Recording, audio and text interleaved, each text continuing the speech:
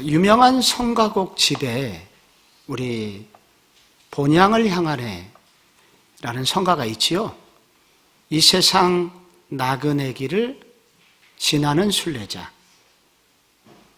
그 중간에 보면 인생의 거친 들에서 하룻밤 지날 때 그런 그 본향을 향하네 이렇게 되어 있는 성가가 있습니다. 이 성가에 따르면 인생길은 하룻밤에 불과한 것이다. 우리의 최종 목적지는 본향이다. 그렇게 말을 하고 있습니다. 참 그 찬양을 들을 때마다 가슴이 뭉클하고 내가 어디를 향해서 가고 있구나. 좌표가 잡히는 것 같아요. 오늘 우리가 읽고자 하는 이 베드로전서를 여러분이 잠깐 보시면 이 베드로전서 1장 1절에 이렇게 나와 있습니다. 1장 1절 도시 이름들이 나오면서 흩어진 나그네, 비두니아의 흩어진 나그네 이렇게 나오고 그 다음에 2장 11절에는 거루민과 나그네 같은 너희를 권하노니 라고 나옵니다. 요즘 나그네의 모습을 가장 극적으로 보여주고 있는 게 아프간 난민입니다. 탈레반이 아프간을 장악하면서 그동안 미군에 협조했거나 혹은 민주주의를 갈망하거나 많이 배웠거나 했던 여성들이 지금 목숨을 걸고 국경을 넘고 있습니다. 이 한 사람 꺼내는데 우리 돈으로 약 1,000만 원 정도가 들어요. 그래서 많은 구호단체에서 돈을 좀 보내달라 하는 연락을 지금도 받고 있습니다. 그래서 이분들이 국경을 그렇게 목숨을 담보하고 국경을 넘지만 국경을 넘은 이후에 살아가는 그들의 삶은 너무나 비참합니다. 나그네의 삶은 비극적이에요. 너무 힘듭니다. 그래서 난민에게 피할 수 없는 것이 고난입니다.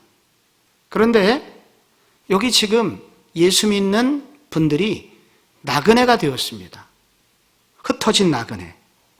그런데 여기 보면은 그 도시 이름들이 나옵니다.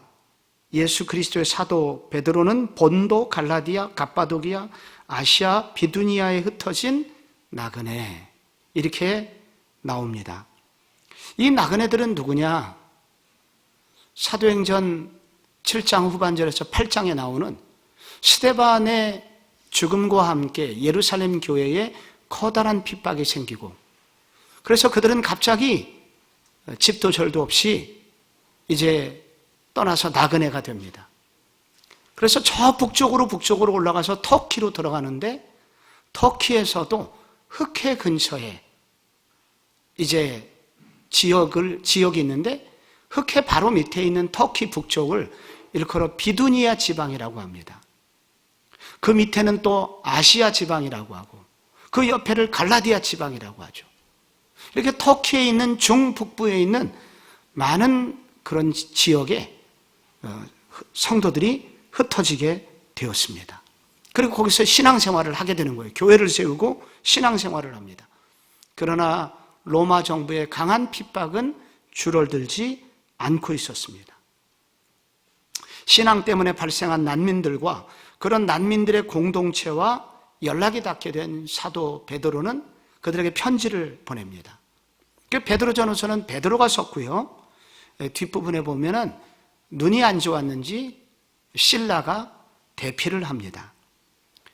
아마도 AD 64년에서 65년경에 로마에서 베드로가 거주하고 있었을 텐데 거기 베드로전서 뒷부분 5장 13절에 보면은 택하심을 함께 받은 바벨론에 있는 교회가 너에게 문안한다.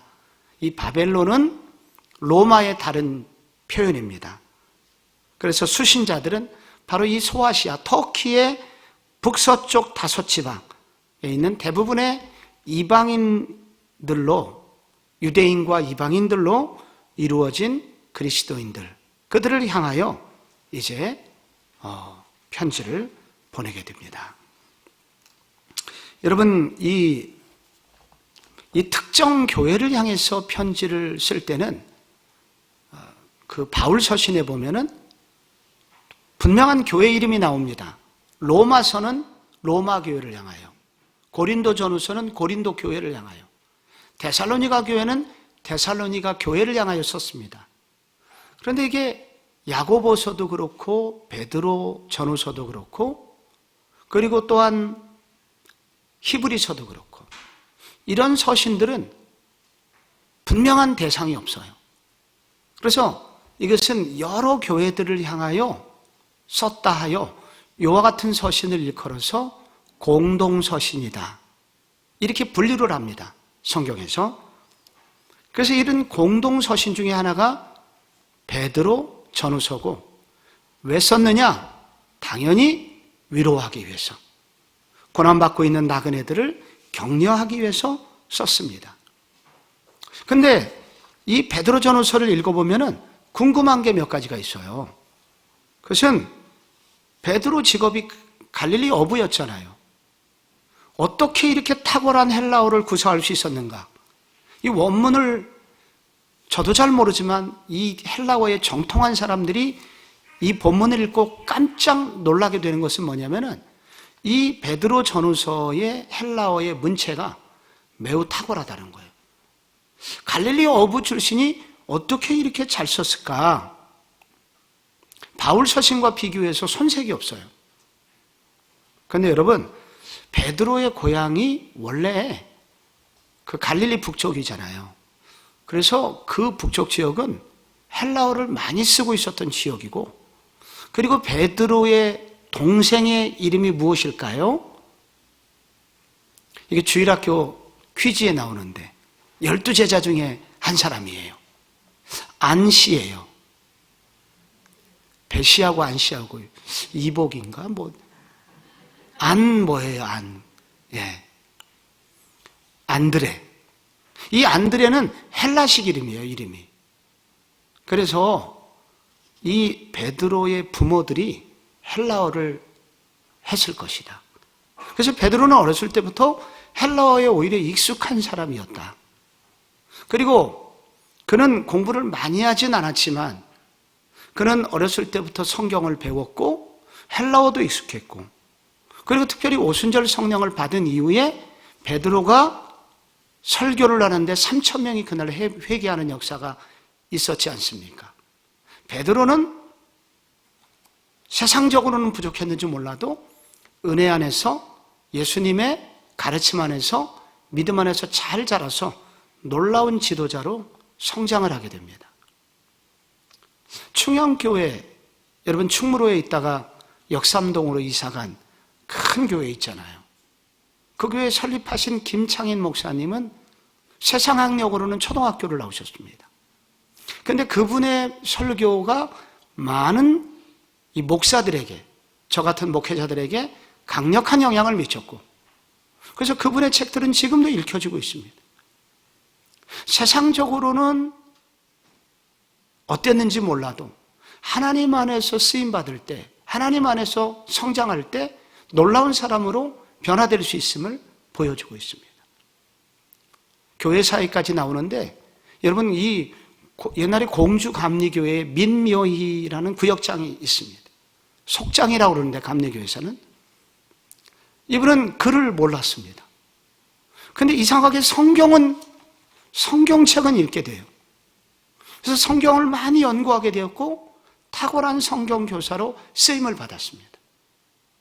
우리가 세상의 학문과 상관없이 우리가 예수님 안에서, 신앙 안에서 자라게 될 때 이렇게 베드로가 쓰임받았던 것처럼 놀랍게 쓰임을 받는다는 것입니다. 이런 서신을 쓸 수 있는 사람도 된다는 것입니다. 여러분, 이 베드로서에 보면은 예수님에 대한 개인적 기억이 잘 나오질 않아요. 베드로가 예수님 얼마나 친했습니까? 12제자 중에서 제일 가까이 했었고 얼마나 에피소드가 많았습니까? 근데 하나도 나오지 않아요. 대신 아주 간단한 몇 가지 그림 언어들이 나옵니다. 예를 들자면 베드로전서 5장 5절에 보면 젊은 자들아 이와 같이 장로들에게 순종하고 다 서로 겸손으로 허리를 동이라. 겸손으로 허리를 동이라라고 할 때 여러분 혹시 예수님하고 베드로 사이에 떠오르는 장면이 있으세요? 아이, 목사님 수요일 날 저녁에 무슨 생각이 나겠습니까? 아무 생각이 없습니다. 그냥 답만 말씀하시면 적고 가겠습니다. 빨리 말씀하십시오. 빨리 말하면 세족식이 떠오르잖아요. 이 허리를 통해 수건을 두르시고 그리고 발을 씻어주시고 수건으로 닦아주셨단 말이에요.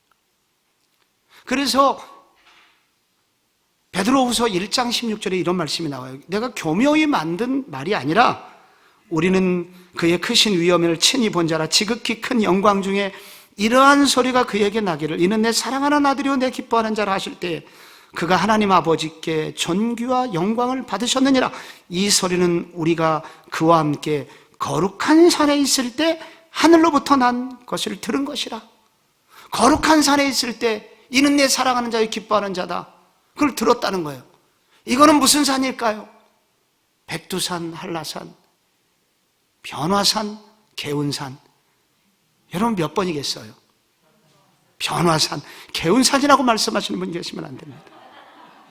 여러분 이게 그림 언어예요. 그래서 우리가 분명하게 말하지는 않지만 이렇게 내가 그런 산에서 예수님과 직접 하늘의 음성을 들었던 적이 있었다. 내가 이게 꾸며난 얘기가 아니다. 그럼에도 불구하고 베드로는 극히 자기 자랑을 절제하고 있어요. 베드로가 옛날 같으면 얼마나 잘난 체 했겠어요. 얼마나 나댔겠어요. 그런데 베드로후서를 전후서를 쓸 때쯤은 베드로가 자랑이 사라졌습니다. 자기 자랑이 없어요. 오직 주님만 높이는 사람이 되었습니다. 이게 성화입니다. 예수를 믿으면 점점 이렇게 달라지는 거예요. 이렇게 해서 새롭게 되고 점점 자기 자랑이 아니라 예수님 자랑 하게 됩니다.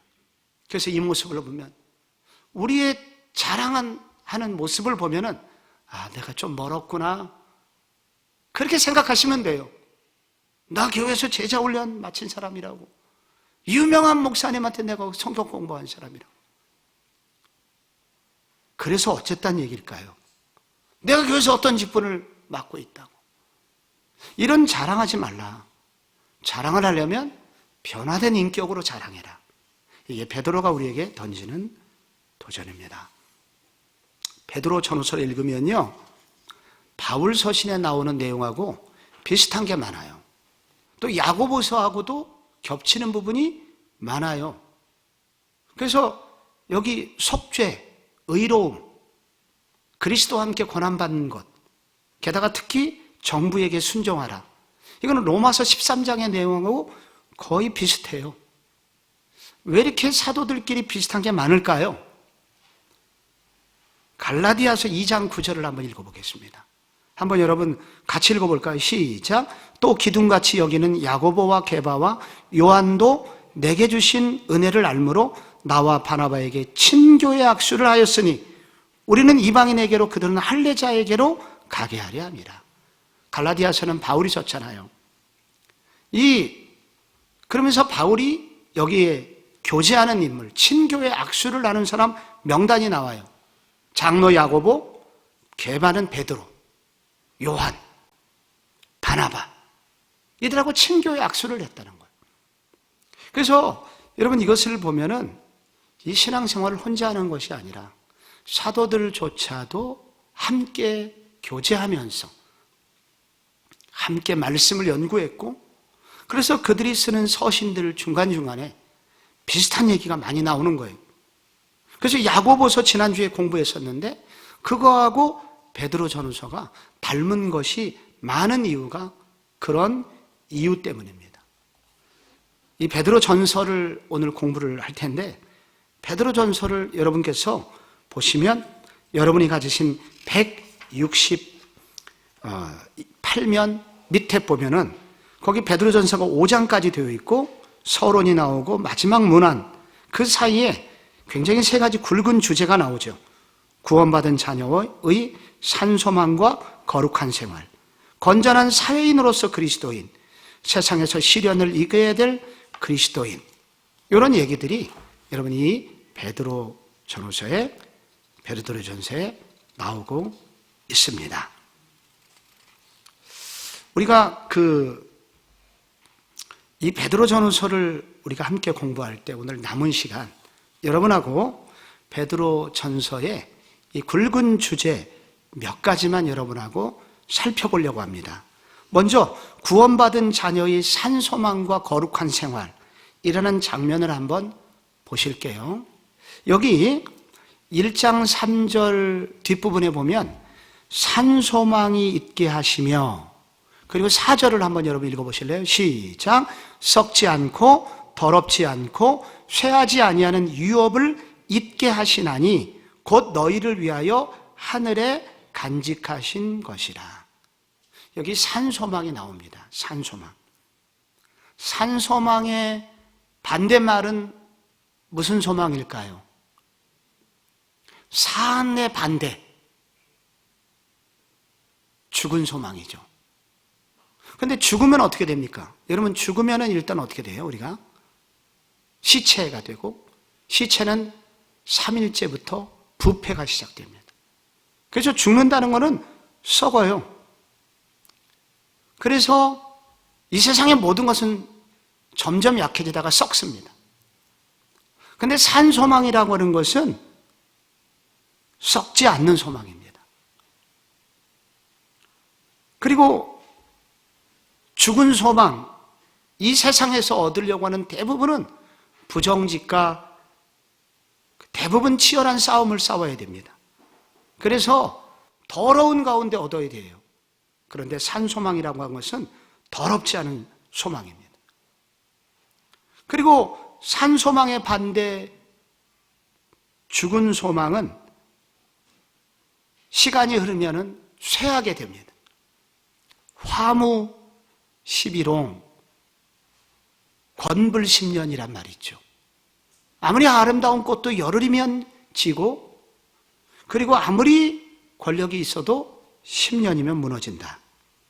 근데 하나님께서 우리에게 주신 소망은 쇠하지 않는다.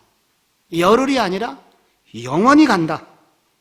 그리고 이 땅이 아니라 하늘에 간직된 소망이다. 이 세상과 비교되지 않는 소망을 하나님께서 우리에게 주셨다. 초등학교 때는 나이키가 신고 싶어서, 중학교, 고등학교 때 나이키가 신고 싶어서 그렇게 부러워하고, 또 중학교 때 소형 카세트, 옛날에 일제 소니 같은 거 너무 갖고 싶었던 시절이 있었는데, 나이 한 10년 지나고 20년 지나니까 다 이제 그런 욕심이 사라졌어요. 그건 내가 너무 작은 꿈이었구나. 이거보다 훨씬 큰 것이 있구나. 지금 당장은 굉장히 귀한 것 같은데 조금 지나면은 정말 원하는 게 달라져요. 이런 것들 다 죽은 소망이라는 것입니다. 세계 7대 불가사의라는 게 있거든요. 그 에베소 도시에 있는 아데미 신전 같은 거. 그 다음에 지금 저 아데미 신전이 무너진 것이고, 사진 보신 게. 그리고 바벨론의 하늘 정원이라는 게 있어요. 여러분, 이게 느부갓네살 그 시절에 사막에 성을 쌓고 그 성 위에다가 물길을 만들고 그 위에 배를 띄웠습니다. 왕비를 기쁘게 해주기 위해서. 느부갓네살 왕 때 이거 지으려고 얼마나 많은 노동자들이 죽었는지 몰라요. 그래서 하늘에 정원을 만드는 거예요. 놀랍게. 거기 수로를 만들고 물을 끌어들여 갖고 하늘에 호수를 파고. 이게 세계 7대 불가사예요. 어떻게 만들었을까? 기원전 7세기에. 어떻게 이런 일이 가능할까? 그런데 이런 거 다 사라졌습니다. 지금 바벨론이 무너졌어요. 멸망당했죠. 페르시아에게. 완전히 몰락했고, 이집트의 피라미드, 거대한 자랑거리였지만 도굴꾼들에 의해서 보물들 다 사라져버리게 되었습니다. 이게 세상 소망이라는 거예요. 그런데 이 성도에게 산 소망은 어떤 거냐? 이런 그 무엇도 빼앗을 수 없는 소망. 그게 산소망이라는 거예요. 그래서 오늘 이 얘기가 왜 나오냐면 이 세상에 나그네 길을 걸어가고 있는 우리들은 보통 나그네가 아니라는 겁니다. 그냥 의미 없이 살아가는 나그네가 아니라는 거예요. 우리가 왜 이 세상을 살아갈 때 나그네지만은 우리는 세상 소망이 아니라 산 소망을 가진 나그네이기 때문에 우리는 다른 의식을 가지고 살아야 됩니다. 진짜 소망을 가지고 살아야 됩니다. 라고 도전을 하고 있습니다. 우리가 나그네이기 때문에 고난을 당하지만 우리의 고난은 의미 없는 고난이 아닙니다. 라고 사도는 말하고 있는 거예요. 특별히 여러분 7절, 8절, 9절 1장 참 중요한데 한번 같이 한번 읽어볼게요. 1장 7절 시작.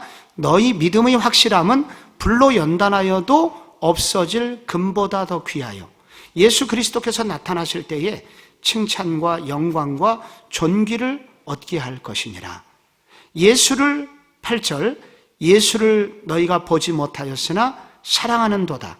이제도 보지 못하나 믿고 말할 수 없는 영광스러운 즐거움으로 기뻐하니 9절 믿음의 결국 곧 영혼의 구원을 받음이라. 아멘. 여기 우리가 많이 나오는 비유, 여기 용광로 비유가 나옵니다. 고난은 성도에게 시험을 통과하여 불순물을 하게 하여 순도 높은 순금의 믿음을 가지도록 도와준다. 반짝인다고 모두 금이 아니라 진짜 금인지 확인하려면 용광로 속에 들어가야 되고 그때 불순물은 사라지고 빛나는 순금이 나온다는 거예요. 그래서 우리 이 세상 길을 걸어가는 나그네들에게는 이와 같은 고난은 그냥 있는 고난이 아니라 하나님께서 우리를 재련하시는 시간이다 하는 것을 말해줍니다. 8절이 여러분하고 좀 오늘 나누고 싶은, 한번 생각해보고 싶은 말씀이에요. 여기 보면은 비대면 얘기가 나옵니다. 8절에 예수를 너희가 보지 못하였으나 사랑하는도다. 이제도 보지 못하나 믿고 말할 수 없는 영광스러움, 즐거움으로 기뻐하니 믿음은 바로 이런 것이다 라고 말하고 있습니다. 지금 1세기 AD 65년 예수님 승천하신 지 35년 됐습니다. 예수님 볼 수가 없습니다. 그런데 여러분께서 볼 수 없는, 인간적으로 눈에 보이지 않는 그분이 여러분이 믿겨집니다. 이것이 성령님이 여러분에게 주신 선물입니다. 우리가 지금 이렇게 떨어져 있지만 또 우리는 사랑할 수 있습니다. 성령님께서 우리를 하나로 묶어 주셨습니다. 우리가 지금 이렇게 예수님하고 비대면의 시간을 보내고 있지만은, 그러나 성령님께서 우리에게 믿음을 주셔서 마음으로는 이렇게 믿음을 가지고 하루하루를 살 수 있게 하신 것이 여러분 신기하지 않습니까?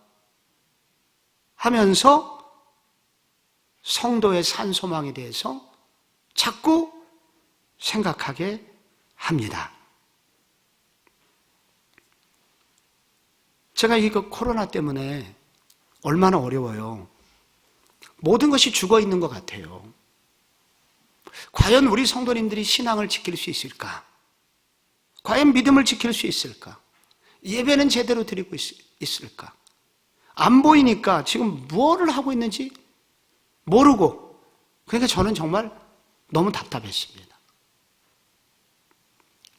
근데 이제 지난달에, 이게 이제 지난 1년 반 동안 이런 일이 주기적으로 있었는데, 바로 지난달에 어떤 분께서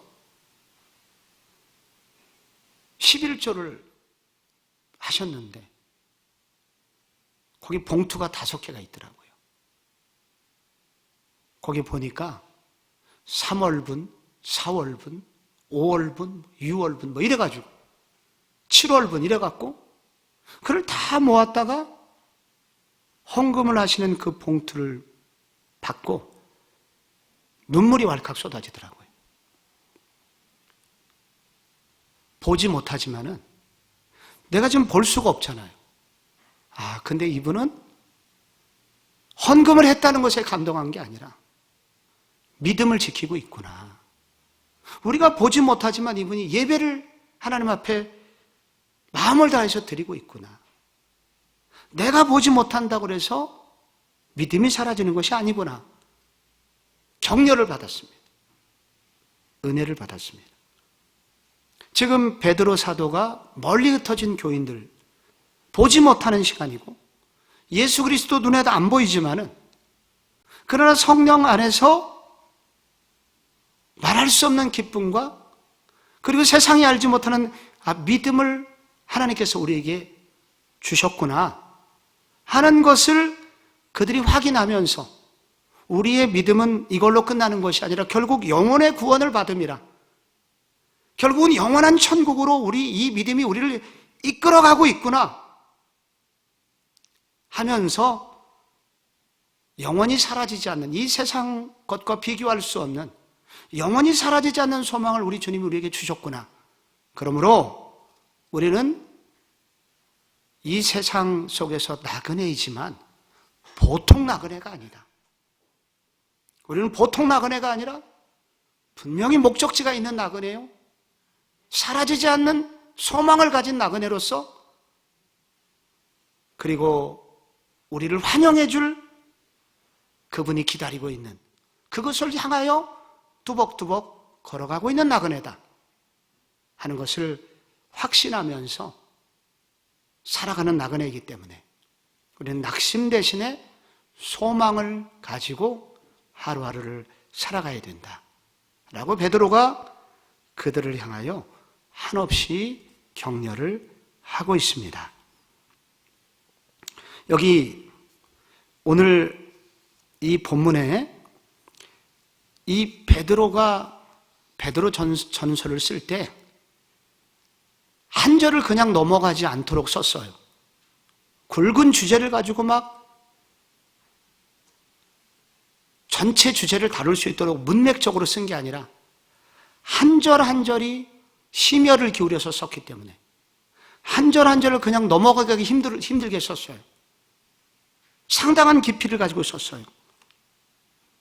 그래서 이거를 주제로 잡기보다 여러분이 이 베드로 전서는 한 구절이 마음에 들면 그것을 여러 번 읽고 그리고 외우고 이렇게 할 때 베드로 전서는 더 의미가 있는 서신입니다. 이 중에 여러분 1장 22절, 23절, 24절을 한번 여러분하고 이 주제와 연관된 마무리 부분을 한번 읽어보겠습니다. 22절 제가 먼저 읽고 그 다음 절 여러분이 너희가 진리를 순종함으로 너희 영혼을 깨끗하게 하여 거짓이 없이 형제를 사랑하기에 이르렀으니 마음으로 뜨겁게 서로 사랑하라.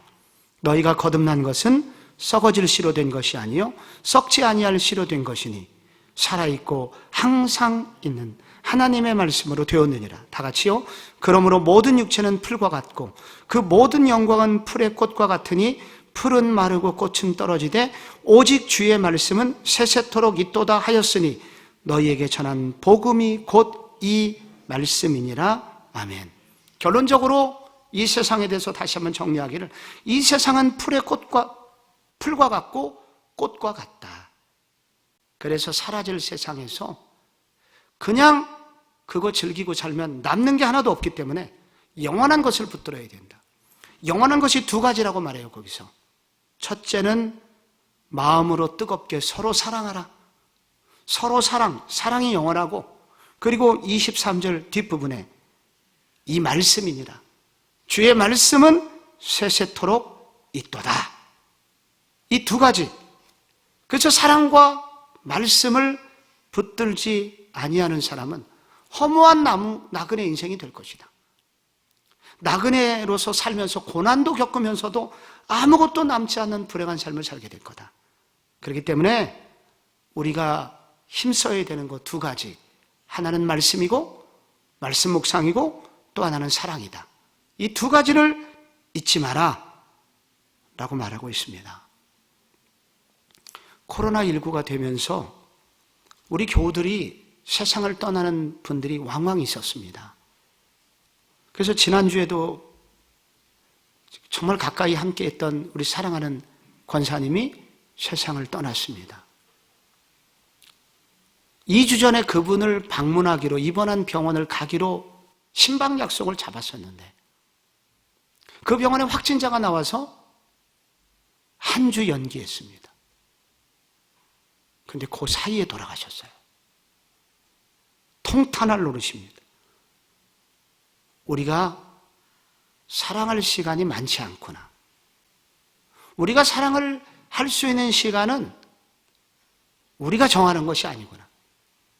제한된 시간 안에서 우리가 사랑해야 되는구나. 사랑은 때가 있는구나. 이거를 깨닫게 되었습니다. 그래서 우리가 이 제한된 이 나그네 생활을 할 때 정말 힘써야 되는 것은 서로 사랑하는 것이고, 기회가 있을 때마다 사랑하는 것이고, 지금 사랑하는 것이다 하는 것을 저는 깨닫게 되었습니다. 이것만 남아요, 이것만.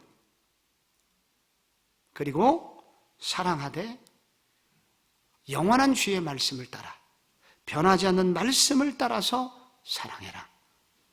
그래서 이 두 가지만 남는 거예요. 사랑이 남고 말씀이 남는다 하는 것입니다. 저희들이 이 나그네 인생길을 걸어가는 우리 모두는 나그네인데 사라질 이 세상 속에서 흔들리지 않는 두 가지, 말씀과 사랑, 이 두 가지를 붙들기를 힘쓸 때 허무주의에 빠지지 않을 것이다 라고 사도 베드로는 도전을 하고 있습니다. 우리가 이런 헛된 베드로 사도는 이런 대서론을 마치면서 건전한 사회생활을 하는 그리스도인이 되라고 강조를 하고 있습니다. 우리가 산에 가면요, 어떤 사람들이 쓰레기를 많이 버렸습니다. 쓰레기를 버리는 사람은 왜 버린 줄 아십니까, 여러분?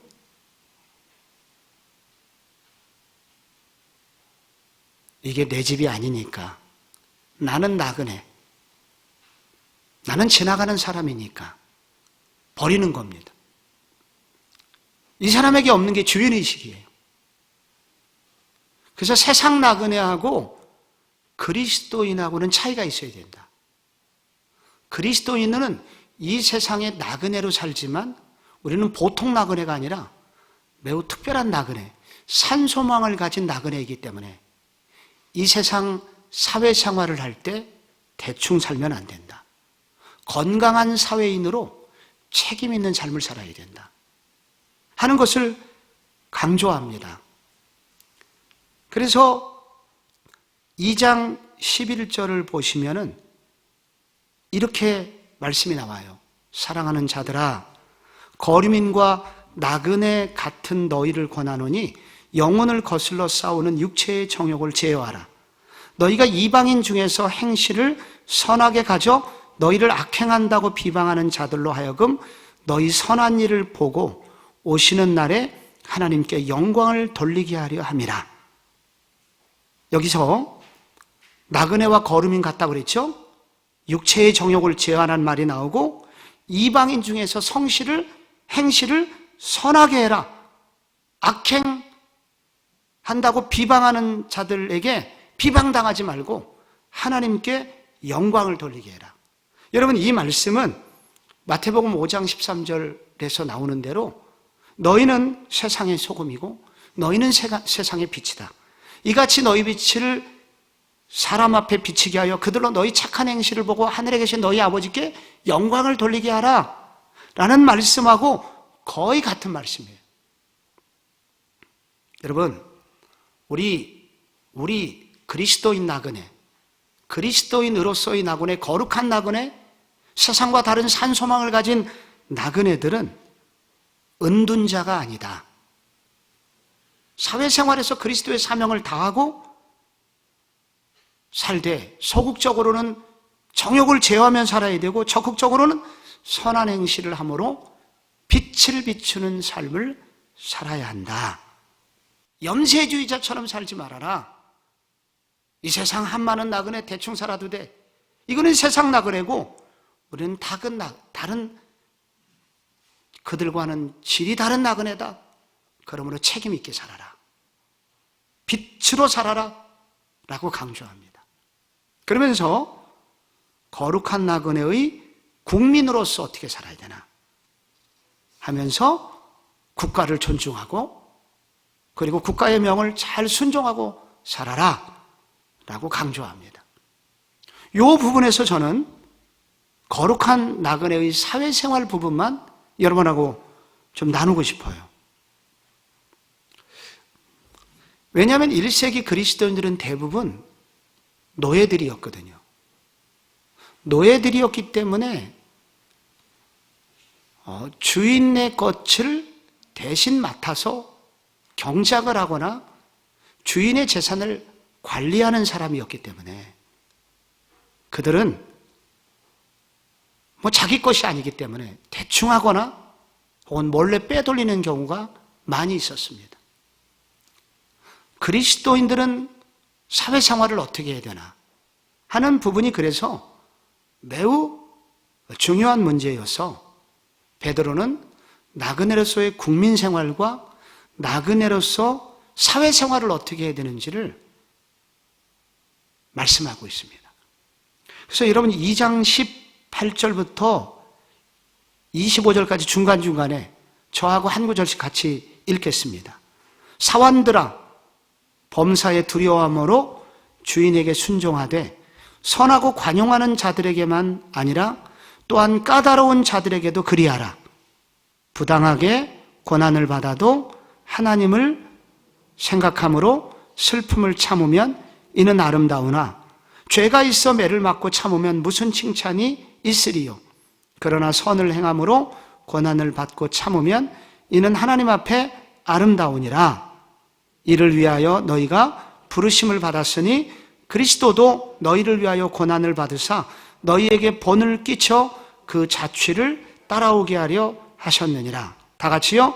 너희가 전에는 양과 같이 길을 잃었더니 이제는 너희 영혼의 목자와 감독 되신 이에게로 돌아왔느니라.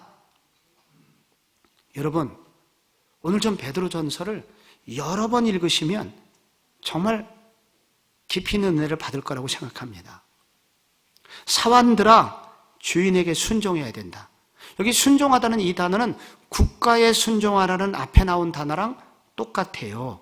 정부를 주님이 세우셨듯이 여러분의 직장도, 여러분의 직장 사장님도 하나님이 세우신 분입니다. 그러니 여러분의 사장님에게 순종하셔야 됩니다. 똑같이 국가에 순종하듯이 그렇게 하라고 해요. 근데 여기에 뭐라고 나오냐면 선한 사장님에게만 아니라 까다로운 사장님에게도 똑같이 하라 라고 나옵니다. 여기서 까다로운이라고 하는 것은 섬기기 매우 힘든 이라는 그런 단어예요. 그리스도인들은 직장 생활할 때 착한 주인에게만이 아니라 까다로운 주인에게도 순종해라 나옵니다. 여러분 사회생활을 할 때 선한 사장님이 더 많을까요? 까다로운 사장님이 더 많을까요? 직장 상사 중에 까다로운 사람이 많아요? 선한 사람이 많아요? 선한 사람이 많았으면 좋겠는데 까다로운 인간이 많이 있죠. 나를 자식처럼 여겨주는 상사 별로 없습니다. 대부분은 섬기기 어려워요. 그런데 그들에게 순종해라. 집요하게 나를 괴롭히는 직장 상사도 있죠. 이런 직장 생사, 어떻게 우리는 그리스도인, 나그네인 그리스도인들은 어떻게 직장 생활을 해야 되나 할 때 여기서 여러분 여기 이 고난을 참고 그리고 부당하게 고난을 받아도 순종해라 하는 얘기가 계속 나와요. 다윗이 직장 생활할 때 그랬습니다. 다윗이 만난 직장 상사는 보통이 아니라 그를 죽이려고 했죠. 여러 차례. 그래서 매우 까다롭게 수시로 변덕을 부리는 사장님 모셨어요. 사울이라는, 너무 힘들었죠. 여러분 열왕기상 18장에 보면은 아합의 국내 대신 오바댜라고 나옵니다. 오바댜라고 하는 사람은 아합 왕이 어떤 인간이에요? 바알신의 국교로 만든 그 밑에 믿음의 사람 오바댜가 거기서 지금 국내 대신을 해야만 했거든요. 매우 까다로운 사람이죠. 근데 거기서도 믿음을 지킵니다. 그가 믿음을 지킴으로 많은 선지자들이 굴 속에 살아남아서 그가 가져다 주는 떡을 먹고 생명을 보존할 수가 있었지 않습니까? 그래서 우리 직장 생활을 할 때 선한 주인에게만이 아니라 까다로운 주인에게도 순종해라 라고 나오고요. 19절에는 부당한 대우를 받아도 인내해라 라고 인내가 나오고요. 그리고 21절에는 무슨 단어가 나오냐면 방금 읽었는데 너희들이 부르심을 받은 존재들이다. 여기 부르심을 받았다고 하는 것은 콜링이에요. 콜링. 여러분의 직장은 하나님이 주신 소명입니다. 직장은 하나님이 부르신 신적인 영역이라는 거예요. 그러므로 이것을 마치 목사가 교회에서 목회를 하듯이, 제사장이 구약시대에 양을 제물로 드리듯이, 신부가 성당에서 그렇게 사제 활동을 하듯이 여러분은 여러분의 직장 생활 속에서 제사장들입니다. 하나님이 여러분을 거기에 부르신 거룩한 제사장들입니다 라고 여기 베드로는 도전하고 있습니다. 여러분 분명히 알아야 되는 것은 주일날은 여러분 예배를 드릴 때 성복중의 담임 목사는 저예요. 이 자리에 넘보시면 안 됩니다.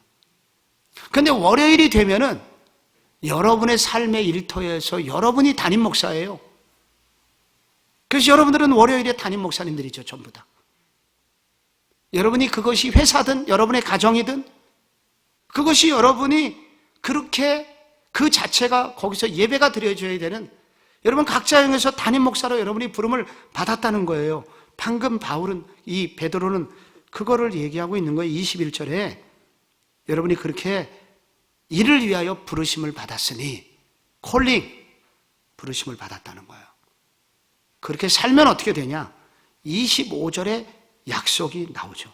너희가 전에는 양과 같이 길을 잃었더니 이제는 너희 영혼의 목자와 감독 되신 이에게 돌아왔느니라. 이게 무슨 말입니까? 그렇게 직장 생활을 하는 동안에, 말씀대로 그렇게 직장 생활을 하는 동안에 잊지 말아야 되는 것은 지금도 나를, 양과 같은 나를 이끄시는 목자가 계시다. 지금도 예수님이 목자가 되셔서 내 직장 생활을 인도해 주고 계시다. 내가 너의 목자다. 직장 생활에서도 여호와는 나의 목자시니 내게 부족함이 없으리로다 그랬죠. 여러분 이사야 40장에 뭐라고 나왔냐면은 11절에 그는 목자같이 양떼를 먹이시며 어린 양을 그 팔로 모아 품에 안으시며 젖먹이는 암컷들을 온순히 인도하시리로다. 여러분 부당하게 대우를 받고 직장 생활할 때 힘겹고 고난의 하루하루를 지나갈 때 여러분 우리 주님께서 여러분의 목자가 되셔서 여러분 지켜주신다는 거예요. 그렇게 이끌어 주신다는 거예요. 그거 다 알고 계시고 보고 계시다는 거예요. 그러니 여러분은 그 직장 생활 속에서 여러분이 그곳을 여러분 부름받은 예배의 장소의 제사장으로 부름받았음을 알며 그 장소를 목사처럼 제사장처럼 그것을 섬겨라. 까다로운 직장 상사도 참고 인내하고 기도함으로 그를 섬겨라 라고 말씀을 하고 있습니다. 2015년에 여러분이 성경대학 끝날 때마다 소감문을 내잖아요. 대표로 2명씩 혹은 1명이 나와서 간증을 할 때 한 집사님께서 나와서 이렇게 간증을 하셨습니다. 딸이 직장 생활을 시작했는데 정말 까다로운 과장을 만난 거예요. 집요하게 괴롭히고 범사에 괴롭히고 그리고 시도 때도 없이 불러갖고 야근을 시키고, 그래서 이 딸이 하루에도 10번씩 회사를 때려치겠다고. 어렵게 들어간 직장이니까 30년 직장 생활한 남편이 그를 격려하고 위로해도 그 분노가 사라지지 않고, 엄마는 그 얘기 들을 때 막 화가 나갖고 직장에 가서 그 여자 과장을 향하여 싸우고 싶은 마음이 막, 분노가 막 일게 됐다고 그래요. 그러다가 성경대학 하다가 이 베드로 전서를 읽었고 바로 이 본문을 읽은 거예요. 너희가 선하고 관용하고 선한 상사에게만이 아니라 까다로운 상사에게도 그리하라 라는 이 말씀을 딱 읽으면서, 아니 성경에 이런 구절이 있었나? 이 말씀 앞에 본인이 일단 무너지고, 그래서 이 은혜 받은 내용을 가지고 딸에게 얘기를 했답니다. 이런 말씀도 있는데 이 말씀대로 한번 우리가 살아보자. 그래서 이제 그 과장에게 잘해주기 위해서 때마다 선물을 보내고, 그리고 어디 여행을 갔다 오면 과장님을 위해서 또 좋은 선물을 사오고, 과장님이 시키지 않은 것을 하나 더 하나님 모시듯이 그렇게 섬기고, 4개월이 지나도 과장은 바뀌지 않았습니다. 그래서 낙심을 했는데 놀랍게 7개월이 지나자 이상하게 그 과장이 그 딸을 바라보는 눈빛이 달라지고 말투가 달라지고, 그리고 때로는 격려를 해주고 그러더래요. 그래서 결국 이 딸은 승리하게 됩니다. 그래서 결국 직장 생활을 지금까지 잘하고 있어요. 대부분 우리의 젊은이들은, 직장 생활의 초년병들이 대부분 무슨 생각을 하냐면 그 어렵게 들어갔는데 때려치기를 잘합니다. 아주 이쪽에 매우 유능해요. 그래서 들어가게 해달라고 얼마나 막 기도해갖고 같이 들어갔으면 함께 버텨야 되는데 버티지를 못해요. 오늘 우리 나그네들, 그리스도인들 나그네는 어떻게 이 세상 나그네 생활 중에 직장 생활을 해야 되냐, 이렇게 해야 된다 라고 얘기하고, 그러면서 이 말씀, 약속의 말씀 그대로 너희가 전에는 양과 같이 길을 잃었더니 25절에 이제는 너희 영혼의 목자와 감독 되신 이에게 돌아왔느니라. 지금도 우리 주님이 직장 생활 속에서도 우리의 목자가 되심을 믿어야 된다는 거예요. 직장 생활하는 가운데서도 하나님이 우리를 지금도 사망의 음침한 골짜기로 지나갈 때 주의 지팡이와 막대기로 나를 안위하신다는 거예요. 이것을 믿고 신뢰하면서 직장 생활해라. 이게 그리스도인 나그네의 모습이다 라고 말합니다. 그리고 3장에 남편과 아내에 관한 얘기를, 어떻게 가정생활을 해야 되는지 이 부분을 다루고 있습니다. 이 다루는데 제가 이 부분을 이제 거의 끝내기 전에 이 부분 중에 3장에 아내가 남편에게 존경해라 하는 거는 알고 있잖아요. 그런데 이 베드로가 매우 중요한 표현이 하나 나와요. 여자들에게 정말 멋진 여자는 누구냐, 멋진 아내는 누구냐 하면서 여기에 뭐가 나오냐면 속화장을 잘하는 여자, 이게 나옵니다. 속화장. 내가 뭐 기초화장도 들어봤고 뭐 여러 가지 화장술이 있는데 이거 처음 들어보는 화장술이에요. 속화장을 베드로는 매우 중요하게 생각합니다. 이 당시만 해도요, 로마의 귀족들은 그 화려한 보석으로 치장하면서 자기를 섹시하게 보이고 요염하게 보여서 많은 사람을 유혹했었습니다. 그런 풍조가 만연했었는데 베드로 사도가 그 아내들에게 얘기하면서 그 3장 3절과 3절에 매우 중요한 단어가 나오죠. 3절에 너희의 단장은 머리를 꾸미고 금을 차고 아름다운 옷을 입는 외모로 하지 말고 오직 마음에 숨은 사람이라고 나와요. 숨은 사람을 온유하고 안정한 심령의 썩지 아니할 것을 하라. 이는 하나님 앞에 값진 것이니라. 여기 속화장에 나와요. 온유가 나오고 안정한 심령의 썩지 아니한 것. 여러분께서 이 부분을 돌이켜보시고, 정말 중요한 거, 아내에게는 속화장이 중요하구나. 남편들은 아내를 잘 대하되 깨지기 쉬운 그릇으로 여겨라. 3장 7절에 그렇게 남편과 아내를 권면을 하고 있습니다. 이제 결론을 맺으려고 합니다. 이 결론은 교회 생활이에요. 거룩한 나그네의 교회 생활.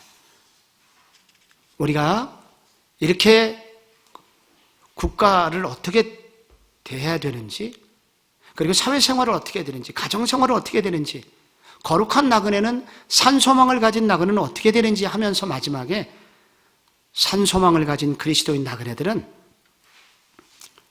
오늘 저희들이 교회 생활을 어떻게 해야 되느냐 하는 것을 강조하면서 5장 2절부터 5절까지 매우 중요한 말씀을 하고 있습니다. 5장 2절, 너희 중에 있는 하나님의 양무리를 치되 억지로 하지 말고 하나님의 뜻을 따라 자원함으로 하며 더러운 이득을 위하여 하지 말고 기꺼이 하며 맡은 자들에게 주장하는 자세로 하지 말고 양무리의 본이 되라. 젊은 자들아, 이와 같이 장로들에게 순종하고 다 서로 겸손으로 허리를 동이라. 하나님은 교만한 자를 대적하시되 겸손한 자들에게는 은혜를 주시느니라. 아멘. 여기 모든 교회의 지도자들은 중간 리더들이죠. 이 중간 리더들은 섬기는 자가 되어야 된다. 섬김으로써 본을 보이고, 그 본을 보인 모습을 보고 후배들이 따라오도록 해라. 그리고 젊은이들은 교만하지 말고 장로들하고 대립각을 세우지 말고 겸손으로 예수님이 세족식에서 발을 씻겨준 그 심정으로 그들을 존중하면서 따라가라 라고 말하면서 5장 8절에 교회 생활을 잘하려면 영적 전쟁에 민감해야 된다 하면서 5장 8절에 근신하라 깨어라 너희 대적 마귀가 우는 사자같이 두루다니며 삼킬 자를 찾고 있다. 깨어 기도함으로 그렇게 교회 생활에 힘쓰라 라고 말씀하고 있습니다.